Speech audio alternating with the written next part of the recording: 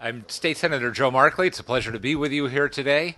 We wanted to talk briefly about Senate Bill 123, which will be heard in the Judiciary Committee, a bill that I proposed for the purpose of eliminating the early release program. And I can say very quickly about the history of this program. It was snuck in one of these implementer bills, just one of the worst things that's happening up here, without any kind of hearing, really without any particular discussion at all. It showed up at the end of the legislative session.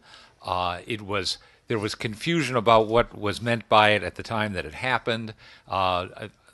I opposed it, as did my friend Len Suzio, and Len has ever since then led the fight against it, partly because of tragedies which happened right in his hometown, which Len will discuss. And I'll say briefly about this bill. I filed it as a proposed bill.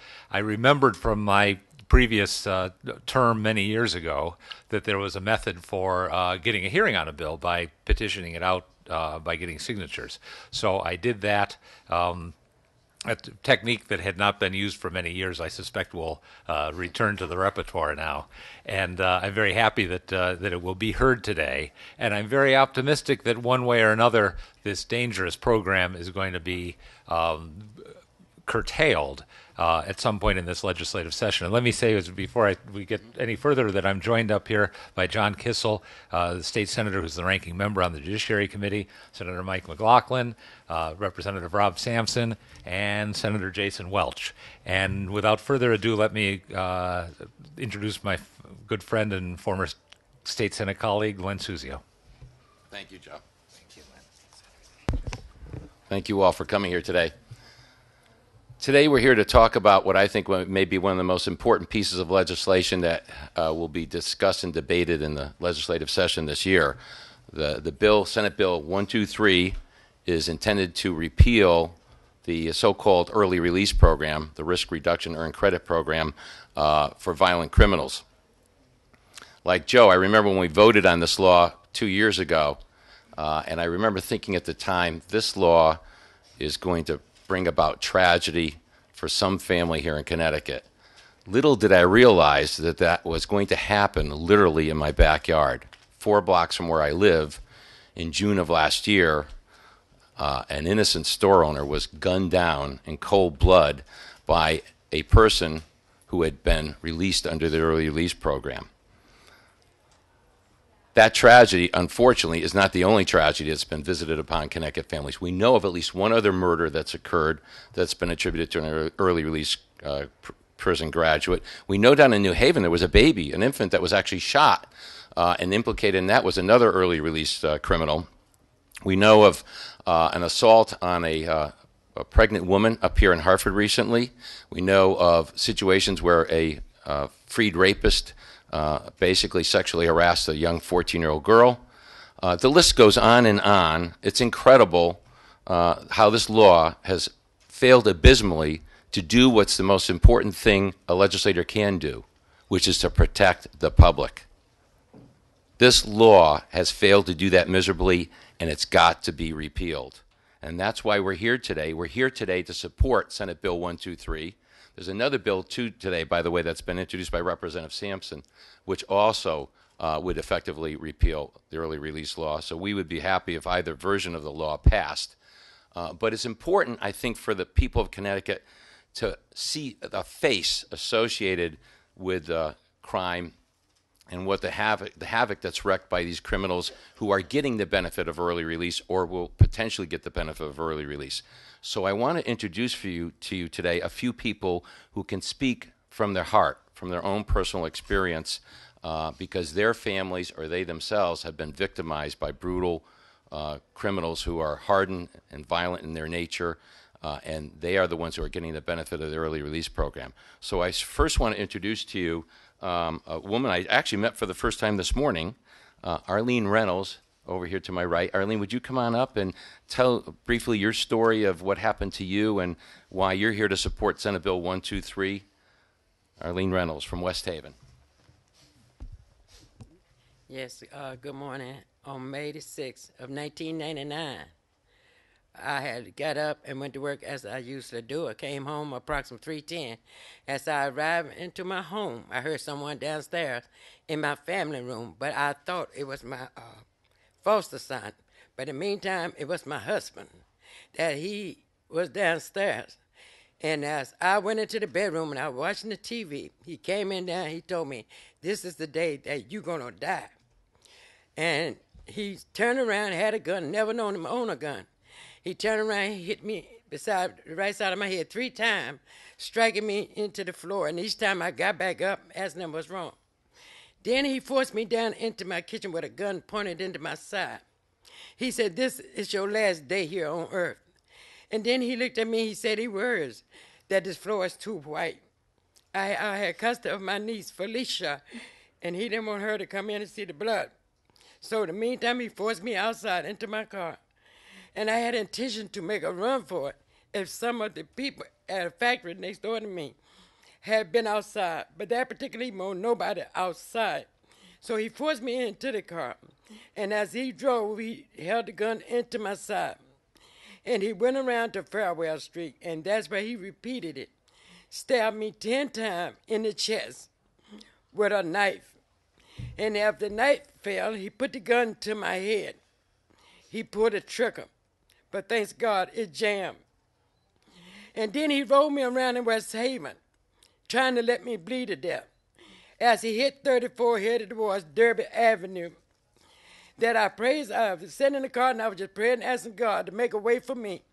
I heard when the Lord told me to unlock that door. I slid my hand down beside me, unlocked the door. And when the Lord told me to jump, that he'll plant both feet on the ground. And then that's when I leaped for my life. When I jumped out of the car, I stood straight up. But in the meantime, he had put a burgundy sweatshirt over me, keep from anybody from seeing the blood. And praise God that the car behind me, I hit it with my fist. He stopped, he grabbed me, put me in his car. And he rushed me back down the street to get help. And I told him, I said, "Sir," I said, "please take me to somewhere I can make a phone call because I don't know how many times I was stabbed in the chest." And I thank God for Detective Schaefer of Orange Police Department, because I might not be standing before the center today if it hadn't been for him. That when he arrived, he made sure that he stood by my side until they carried me into that operating room. But see, don't nobody know how it feels until it happened to you. When someone tried to take your life and he facing 65 years in prison, but yet the justice system let him plead it out to 20. And now they want to put him back on the street. I am the 4th victim. Who's going to be the next victim if he hit the street?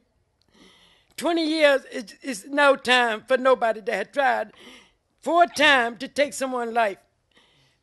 First wife, he tried to take her life. A lady named Miss William, she was repeated stabbed with a screwdriver by the same man and thrown out of a van right there on the 91-95 connection. And I didn't know about none of this until it happened to me. And if it hadn't been for Detective Schaefer, I might not have known that right today. So if any way y'all could stop this bill from passing, if they please stop this bill. Because too many of us are losing loved one and our own life. I just had a neighbor that's whole head was blown off just a few months ago for someone that got on a pre-release program over a pack of cigarettes. So this is not fair to the people. And it show God ain't fair to the family of the people that they letting the prison out on early release. So I'm here today to try to help to stop this bill from passing.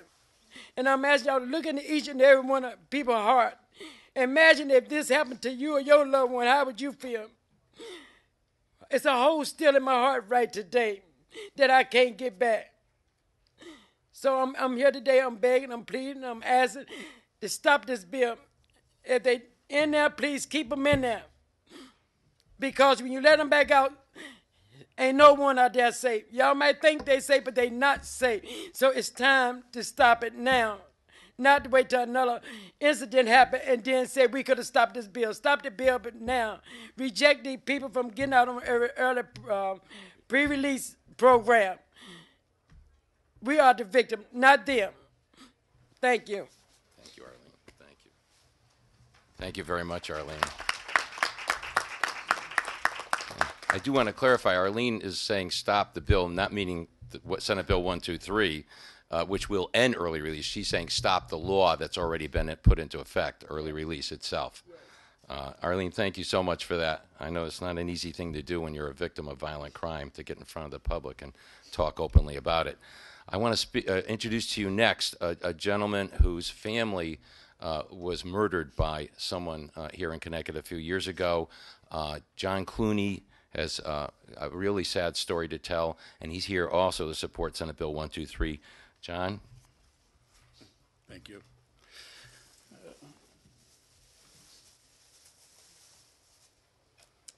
First of all, I would like to present these pictures. This was my wife. This was my son. My name is John Clooney. I live in Norwich, Connecticut. And both my wife and son were murdered on May 24th, 1993, in my house. My wife was a French and Spanish teacher. She had a lot of programs, French and exchange students with France, Spain, and Quebec.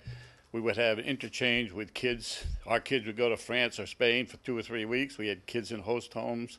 We had them stay with us if they didn't get along in one home. We would exchange back and forth every single year. For 20 years we did this. This has all gone down the drain. My wife of 25 years, and we were married 25 years, in a time in which if you're married 5 years, people ask you if there's something wrong with you. Now, you don't get a family relationship like that. And to have that destroyed by a 15-year-old neighbor is incredible. He lived a mile and a half down the road. He slept over my house on Friday night. Came down my house on a Monday, broke in. My son comes home from school, goes in his room, and he's in a closet. Walks up behind him and pulls the trigger from a .357 Magnum. My gun had trigger locks on them. He found the keys that unlocked the trigger locks. He walked up behind him when my son put his books on his desk, pulled the trigger. The bullet went right back here, come out above his left eye. He was dead before he hit the floor. Pushed his body up underneath a desk that was beside the door. About a half hour later, my wife comes home. She was involved in Norwich Parking Commission, had a meeting. She goes down the hall thinking my son is in his room sleeping. Pushes open the door, sees him on the floor in a pool of blood. Must have had a moment's fright and bent down to help him, and he's behind the door and put a bullet behind her left ear. Blew this eye out. I find her down on my son's legs with this eye blown out. Then he proceeded to steal a car, her car, a Lincoln Town car. He could barely see over the dashboard. They picked him up 1 o'clock in the morning driving her car. He was sentenced in the juvenile court system. It took 2 years for us to pull him over to the adult court because the law was ambiguous. And I like the way these lawyers write these laws. They write them that you may be, so there's always room, not that you shall be or will be, but you may be. And they write all these laws in ambiguous language for multi-purposes, all right? My case changed that law that they will be tried as adults if they commit murder after 14, or while they're 14. He got 60 years with no parole and no appeals. He gets what they call good time, which amounts to 12 days a month off his sentence. It amounts to 18 years. That's 18 years is 30% off a 60-year sentence. And you want to cut that to 30 years or 15 years of murder? Let me ask you something. How much is your life worth? How much is your son's life worth? How much is your wife's life worth? Or your daughter? 15 years? How much is the governor's life worth? 15 years? You ask that question. You find out this kid has no feelings whatsoever. At 15 years old, you should be interested in girls, freshmen in high school, not blowing your brains out. Now, this was a .357 Magnum. If you know anything about guns, .357 Magnums are Western-type revolvers. That means they have a cylinder. You have to open it up, put the bullet in it. You have to index the cylinder. You have the hammer. You pull it back. It makes 3 clicks. First click is safety. Second click is load. Third click is fire. You just have to touch the trigger to fire. You can't just pull the trigger and fire. That's a conscious mental decision on your part. That's deliberate. Now, somebody said to me in the other hearings before that a juvenile doesn't comprehend what he's doing. I said, you take a gun and put it in the juvenile's hand at 15, and put a dummy bullet and put it to his head and tell him to pull the trigger. And if he pulls the trigger, you know he doesn't understand. If he doesn't pull the trigger, you know he comprehends the consequences. And yet 2 minutes later he can point it at you and he can't figure it out? Do you really believe that? That's astounding. All these people want to shorten these sentences. You know, these people are... I had a lot of people in the other hearing saying that they've turned their life around. Well, that's well and good. But you're not in prison for turning your life around. You're in prison for what you did. And you should stay there the whole time. And the court system in this country is becoming a freaking joke. I said, why, if you're gonna promise me 60 years with no parole and no appeals, and then you're gonna cut it in half, why do we need you? We just resort to vigilantism. Go back to the old ways. This is outrageous. You're in there for what you did, not for what you become. So anyway, thank you. Thank you, John. Thank you. Thank you, John. I just can't imagine a horrific discovery you had 20 years ago. God bless you. Well, the other thing I'd like to say, why do I have to come up here every 10 or 15 years to fight this case because the politics changes?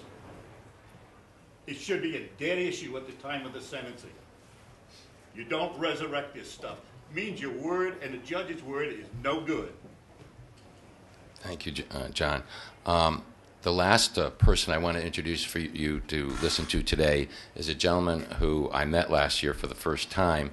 It's the case that really got me going into making this a cause, and that is Ibrahim Ghazal was an innocent store owner. He was an immigrant to the United States, was living the American dream, had just purchased the business that he had worked for to accumulate enough savings for almost 30 years. He acquired his business, a little gas station in Meriden, 4 blocks from where I live, and 1 month after he realized his American dream, it became an American nightmare. When Frankie Resto walked in, who had been released under early release, robbed him, and after he gave the money, without any resistance whatsoever, gunned him down at point-blank range. It's on videotape. Today, to speak to you about what the family has suffered as a result of that is his son, his eldest son, Fabio Ghazal, who I've gotten to know along with his mother and the rest of the family, and the suffering they've gone through is horrendous. Fabio Ghazal, would you come on up and speak for a few minutes?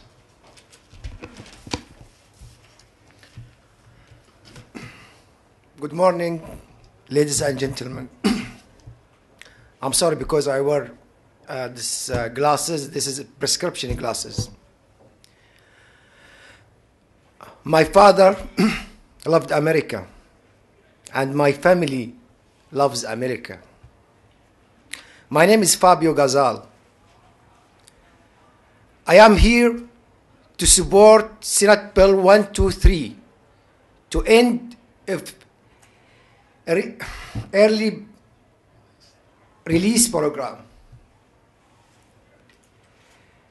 My father was murdered in cold blood by a criminal.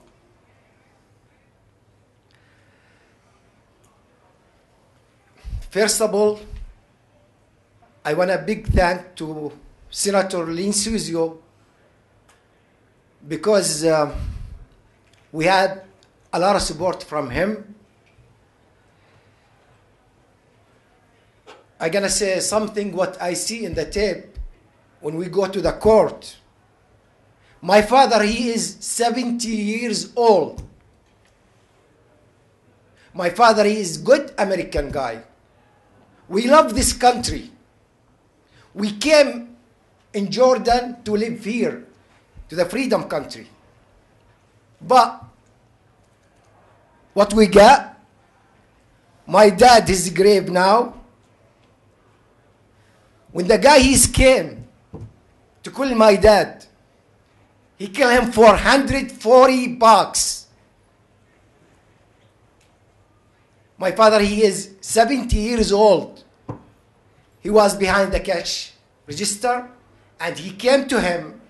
He shoot him directly in his heart. And my dad, he killed like he slave or like he homeless. All of his body is blood. This guy, he destroyed our life. He destroyed my mom's life. He destroyed my life. Also, I want to please support Bill 123, and big thanks again to Mr. Senator Lencesio, and God bless America. Thank you, Fabio. Okay. Thank you, Fabio. Again, I've seen firsthand the suffering your family has gone through, and you have my sympathy. It's something you have to live with every day for the rest of your lives now. And that's another aspect of the law that I think is important for you to understand, and that's one reason why we want to see it repealed. Because it's not only important to protect people from violent criminals, people who have a violent history and are really, really, it's in their genes almost. You can see Frankie Resto, I spoke to the police chief in Meriden. He said in his 30-some-odd years of policing, he's never seen someone so hard as Frankie Resto was. He was really the poster boy for what's wrong with the early release program. As dangerous as he was let go under early release. And they knew he was dangerous. He had been denied parole under the old law. But the new law took away the board's discretion. The parole board had to release him early because his sentence was shortened, and he was let go for time served. By the way, I just want to quickly introduce Arlene, the new state senator, is here, and Al Adenofi, state representative, has just joined us too. Thank you, gentlemen, for joining us. I want to tell you this, and I'll conclude, and we'll throw it open to questions. But I did have the privilege of speaking or meeting with Undersecretary Lawler for 2.5 hours last year. And I will give him credit. He sat with me, and he listened, and he answered all the questions I had. And there were a lot of questions in 2.5 hours. What I learned from Undersecretary Lawler actually made me more concerned about the program than when I went in to meet with him. For the first time, I learned that when Frankie Resto was let go by the parole board, they had to let him go. They had no choice. In that 2.5-hour meeting, if there's one thing that stands out in my mind, is when Undersecretary Lawler, when I asked him, I said, why was Frankie Resto let go on the date of April, I think it was April 14th? And he said, they had to let him go. And I was taken aback, because Undersecretary Lawler is careful with words. And I noticed he said, they had to let him go. I said, they had to let him go? He said, yes. He had to be let go for time served, because the early release program had shortened his sentence so much. Moreover, they had to let him go without a sponsor. Under the old law, he would have been required to have a sponsor. The new law, because he had served time, he was let go without that condition. And finally, and this is very, very important, he was let go under probation, not under parole. That is a big distinction, because when you're let go under probation, it's much harder to get you apprehended and off the street if you have a violation, or an arrest warrant has to be sworn out. No such thing is required under parole. And that's what happened in the Frankie Resto situation. He was known to have violated his probation. He was using drugs. They had to go through all the procedures, and an arrest warrant was sworn out for his arrest 1 day after he murdered Ibrahim Ghazal. 1 day too late. And they'd known about it for weeks beforehand. But they had to wait for the process to unfold. That is why early release has got to end now, before there's more murder and more mayhem in our cities and our neighborhoods. I'm hoping that this is the beginning of a process that will result in the passage of Senate Bill 123 to repeal early release for violent criminals in Connecticut. I will open it up for questions to myself or any of our guests today who spoke.